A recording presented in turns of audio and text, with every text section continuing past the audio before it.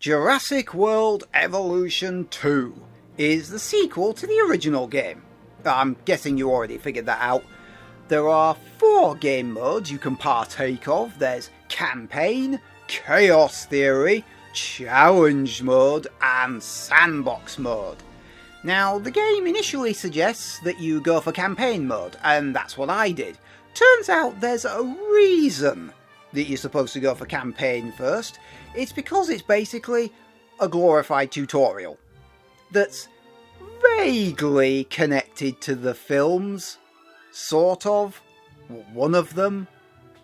I actually don't know which film it's connected to. It's one of the Jurassic World films, but I haven't seen them, so shh. Anyway, these levels, they're not very well done, or at least, they're not what I want from a sequel, from a game that allows you to build dinosaur parks, because all of the campaign levels have you build a small base, build some pens, send your capture teams out, round up the dinosaurs, and put them in the pens. That's it. For 5 levels. Oh, good God, I stopped at level 4. I could not be arsed going on to level 5. I really couldn't. I went back later just to see if there was anything I missed. There wasn't. But the most innovative thing that the campaign levels did throughout their 5-level spree is telling me how to build an aviary. And that's it. It just something to contain flying dinosaurs, because they're a thing in this game. Ooh, excitement. And by the way, I couldn't expand the aviary at first. Teensy bit of a glitch. Well, not really a glitch, more of a design. The dinosaurs themselves were in the way of the expansion. That was kind of annoying. But I couldn't expand the aviary on the outside because the dinosaurs were too close on the inside. Annoying. Anyway, the main thing that the tutorial seemed to be intent on teaching you is the backup generators. Now, I'm guessing that the reason you have to use backup generators instead of a proper power station is purely for story reasons. Again, I haven't seen Jurassic World movies, but it's just the backup generators are just supposed to be exactly that, a backup. It kind of annoyed me. Having played the original game, I knew that there was a power grid system in here somewhere. I just couldn't see it at first. Irritating. So anyway, at level 4, I broke away from the campaign and went straight for sandbox mode, because I wanted to build a fucking dinosaur park. Go figure, I came to Jurassic World Evolution 2 to build a park. I went in there and I immediately discovered 2 things. First, there are 14 maps, which is plenty in my opinion. Second, almost all of them are fucking locked. Oh my God! It's not difficult to unlock the modes, but it is boring. Because to unlock the maps associated with the campaign levels, you have to finish the campaign levels, which I've already said. Boring. In challenge mode, you have to earn at least a 3-star park, which is fine, because you're building a dinosaur park. But then sort of sitting in between them is Chaos Theory, and only some of those levels have you building a dinosaur park. Speaking of which, Chaos Theory. Yes! This was more interesting, at least to start with. Because there are 5 levels, level 6 is DLC, boo! But the 5 levels are broadly based on the first 5 films. And of course, the first level is based on Jurassic Park. And it is one of the most engaging, alongside the one based on Jurassic World. Because you're building a dinosaur park. The other levels align with the films, not as good, because you're not building a park. I'm going to keep on mentioning this. You're supposed to build a park in this game. The levels that don't have you building a park are boring. One of the treats in this game and in the previous one is getting a hold of the DNA so that you can make your own dinosaurs, and with genetic modifications you can change up what happens with them. You can give them various traits. When they're out in the park, they can be less aggressive to your ranger teams and all sorts of stuff. One of the simplest ones you get very early on is long-lived. And despite the fact that Ian Malcolm, the Goldblum, keeps on banging on and on about it, life does not find a bloody way in this game. There is no dinosaur breeding. Not with the wild dinos or with the ones you create with DNA. It doesn't happen. One of the things which you will immediately do with your new park is install power stations. But except you won't, because you have to research them. Unlike the first game where you could just drop them in place, here you have to put the backup generators in first. Which causes a bit of an issue for me, because they're both part of the same power grid. And if you pull up the power map, it makes very little distinction between the generators and the power pylons, and the power substations, sorry. They're the things that actually transmit the power to your buildings. It's hard to tell them apart. Honestly, the only way to tell whether you've properly powered the park is to turn the generators off. Seriously, it's the only way. You also have to make sure that all of your important buildings, i.e. all of them, have a connection to the path network. People have to be able to walk comfortably to your buildings. Nobody jaywalks in this universe. Seriously, they're all fucking weird. You also have to look after your guests' needs. Dinosaurs need to be seen at a fundamental level, which means you can't just have the punters show up at the edge of a fence and just look in. That's not good enough. You need proper viewing galleries and towers and rides and tours and anything that lets you properly see them. Besides that, your guests need to eat, drink, have a piss, buy souvenirs. It's a theme park. It just happens to have dinosaurs in it. You also have to install hotels. I mean, me personally, I don't know why guests would want to stay in a park surrounded by vicious meat-eating predators, but apparently they do, so you have to put hotels in it as well.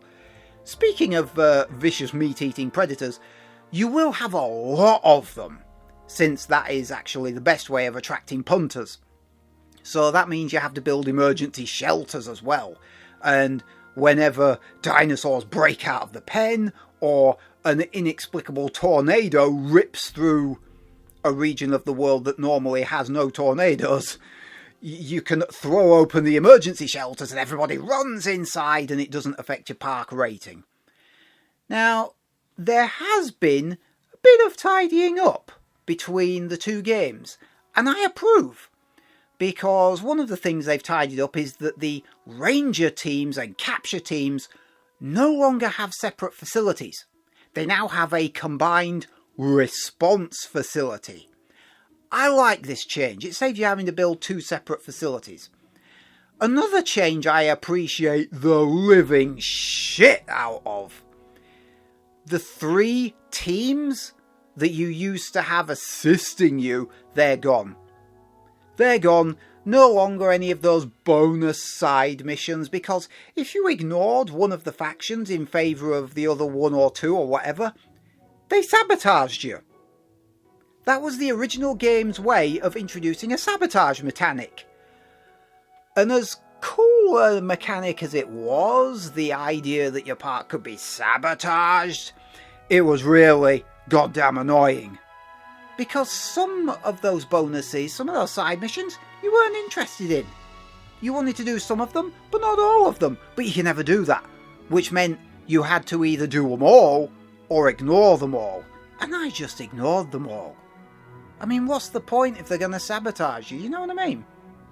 Now, instead of the 3 teams that assist you, you've got individual staff members with their own individual skills, and as you give them work, they start to stress out and their stress gauge starts to turn red and they get really hepped up, and when the gauge turns red they're about to sabotage your park. So you have to remember to rest them at the staff centre, which is just a button press. It's a much simpler system. Plus, if they sabotage you, I suppose you could fire them. It's a lot easier than firing a whole goddamn... You could never fire the original teams. That's what annoyed me. They sabotaged you and you had to live with them. Fuck off. Anyway, one time on one of these maps, I actually forgot to build a staff centre. And all of my staff got really stressed out. And then I noticed the staff centre didn't exist. And then I noticed I haven't even researched it. And I couldn't research it without using the staff members, which I couldn't use without stressing them out and sabotaging the park. And to stop that, I needed to rest them at the staff centre, which I didn't have because I hadn't used the... It was a vicious... I backed myself into a bit of a corner over that one. That was a mistake. Always remember to build all of your basic facilities. It'll really save you in the long run. Now, one thing that was, initially to me at least, a pain in the arse until I figured out how it worked, was the park tour. The classic Jurassic Park cars on rails. Now, I initially built the Jurassic Park gates to allow them access into the pens. And once I built the tour, I discovered that it was going in the wrong direction. I discovered that it was going anti-clockwise, and I built the gates facing so that the gates faced outwards if the vehicles went clockwise. It was going the wrong way. So I deleted some of the tracks, deleted the gates, turned the gates around, and put everything back in place. Then I discovered, by accident, not by any tutorial the game used, I discovered that the tour route creates a gate automatically when placed up against a fence. Bastard! Seriously, all you have to do is just route the tour route up to a fence. It just puts the standard gate in for you. Shit! Also, when I created my own map later on the sandbox mode, I discovered that the tour route can have its direction altered. You can just change it from clockwise to anti-clockwise. God damn it! I feel like the park tour needed a bit more tuition. I know what I'm doing now, but I had to do it wrong first. They're just my little personal niggles, though. I don't think they're not a problem with the game. They're a problem I was having with the game. Now, one thing I do miss from the original, and this, it isn't functional, well, not really. It's just a personal thing. In the original game, there were 5 islands, and you had to build a separate park on each of the 5 islands, so you effectively had 5 separate parks. However, every new island you reached, and that you earned a certain star rating on, unlocked new avenues of research.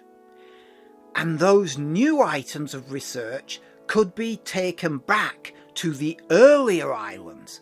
So even though each park on each island has its own finances, its own ecosystem, its own everything, the research kind of tied them together. And it made me feel like I actually owned a chain of islands, a chain of parks. Not that they were all individual, but they were somehow linked in an overarching theme just because of the research thing. Now, every single island, well, every single level, should I say, is entirely separate. Research is entirely separate, everything is separate. You feel like every single map is its own individual thing. You have to start your research from scratch every single time. I don't feel like I'm building an empire anymore. I kind of miss that feeling. Again, nothing wrong, just a personal niggle. I do like the way that the game is basically the same as the original, because the original didn't do anything wrong. Apart from, I say, those annoying 3 teams sabotaging you shit. That's gone, though. That's a massive improvement. Everything else is virtually the same, with a few refinements and additions. Now, moving on to challenge and sandbox mode. The only major difference between them is that Sandbox lets you change all the settings manually, whereas Challenge Mode sets them for you. Now, in Challenge Mode, the objective is to build a 5-star park within the time limit. The difficulty changes the conditions that you're working under, and the time limit obviously extends the time limit the higher the difficulty. It increases the frequency of the storms, reduces your bank balance at the beginning, introduces different random events. There's dinosaur aggression changes, it increases their tolerance for problems in their environment, reduces. There's all sorts of stuff. Disease spreads more rapidly, I think, as well. There's all sorts of things as you up the difficulty setting. Now, I'm not a fan, actually, I kind of hate doing things against the clock. But the time limit is measured in hours. Literally hours. So, for me, the time limit is so overwhelmingly generous, I didn't really mind there being a time limit. I mind when it's like, you've got 5 minutes to do this or else. That's annoying. But hours, 2.5, 3.5, 4.5, 5.5 hours, I can deal with that. Jurassic World Evolution 2 is an improvement over the original, while mostly staying the same, which is great. If you have this sequel, you don't need the original. Really, especially since they added both flying and marine dinosaurs. Did I mention this game has marine dinosaurs? It has marine dinosaurs. Excuse me. You'll find your way around, and the tutorials are quite helpful. Yeah, there are actually proper tutorials in the game, and you can always review them from the main menu, so it's easy to find the information you want. It's just that the campaign isn't that good a tutorial in itself, and it's boring, but the actual tutorials are good. You will find your way around eventually, and I think you'll be very pleased with the result. I know I was.